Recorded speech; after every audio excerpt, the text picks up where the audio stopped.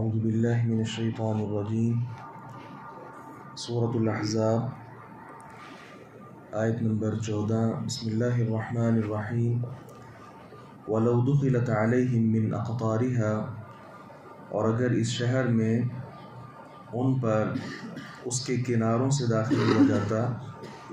ثُمَّ سُئِلُوا الْفِتْنَةَ، پھر ان سے فتنہ برپا کرنے کا سوال کیا جاتا،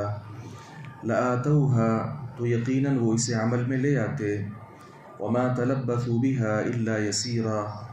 اور اس میں دیر نہ کرتے مگر تھوڑی سی۔ گزشتہ آیات میں ہم نے پڑھا تھا کہ منافق لوگ انہوں نے کس قدر جنگ سے راہ فرار اختیار کرنے کی پوری کوشش کی اور بہانہ یہ بنایا تھا کہ ہمارے گھر غیر محفوظ ہیں۔ اللہ رب العزت نے گزشتہ آیت مبارکہ میں بھی ہم نے پڑھا، اس کا جواب دے دیا تھا، کیونکہ گھر غیر محفوظ نہیں تھے بلکہ یہ جنگ سے بھاگنا چاہتے تھے۔ اور اس آیت مبارکہ میں مزید ان کا پول کھول دیا اور کہا اگر کفار شہر میں داخل ہو جاتے اور ان منافقین کو دعوت دیتے کہ آؤ ہمارے ساتھ مل جاؤ، تو ان کافروں کے ساتھ ملنے میں یہ ذرا بھی دیر نہ کرتے۔ وَلَقَدْ كَانُوا عَاهَدُوا اللَّهَ مِن قَبْلُ، حالانکہ بلا شبہ یقیناً اس سے پہلے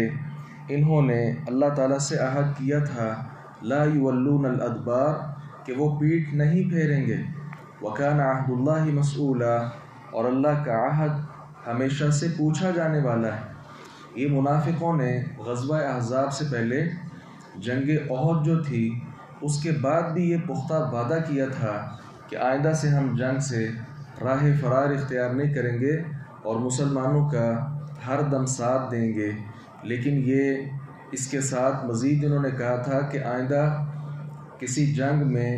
ہم اپنے اس نقصان کی تلافی بھی کریں گے۔ اب چاہیے تو یہ تھا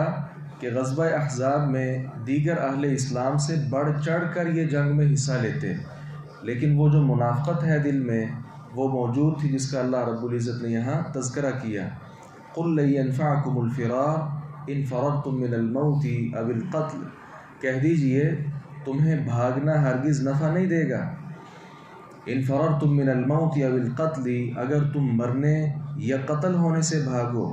وَإِذًا لَّا تُمَتَّعُونَ إِلَّا قَلِيلًا، اور اس وقت تمہیں فائدہ نہیں دیا جائے گا مگر بہت کم۔ تو یہاں تذکرہ یہ کیا جا رہا ہے کہ تم جنگ سے بھاگ کر کیا چاہتے ہو، کہ تمہیں موت نہیں آئے گی؟ کیا موت سے تم بھاگ سکتے ہو یا قتل ہونے سے تم بھاگ سکتے ہو؟ یہ تو بالکل ناممکن چیز ہے۔ قُلْ مَنْ ذَا الَّذِي يَعْصِمُكُم مِّنَ اللَّهِ، کہہ دیجئے کون ہے جو تمہیں اللہ سے بچائے گا؟ إِنْ أَرَادَ بِكُمْ سُوءًا، اگر وہ تم سے کسی برائی کا ارادہ کر لے، أَوْ أَرَادَ بِكُمْ رَحْمَةً، یا تم پر کسی مہربانی کا ارادہ کر لے،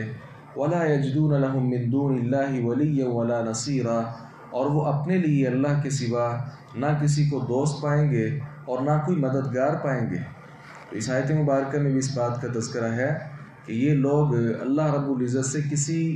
وقت بھی بچ نہیں سکتے۔ اللہ تعالیٰ کسی کو برائی پہنچانا چاہے کوئی بچا نہیں سکتا، اللہ رب العزت کسی پر رحمت کرنا چاہے کوئی انسان بھی اس انسان کو اللہ کی رحمت سے دور نہیں کر سکتا، اور اللہ رب العزت کے سوا کسی قسم کا ولی اور دوست انسان ہرگز بھی نہیں پا سکتا اگر اللہ رب العزت انسان کے ساتھ بھی ایسا ویسا ارادہ کر لے۔ بہرحال موت جو ہے وہ ایک اٹل حقیقت ہے، اس سے راہ فرار کسی کو بھی نہیں ہے، اس لیے موت کے ڈر سے آدمی حق بات نہ کہے یا میدان جہاد سجا ہوا ہو اس کے اندر کودنے کے لیے وہ تیار نہ ہو۔ بہرحال یہ ایک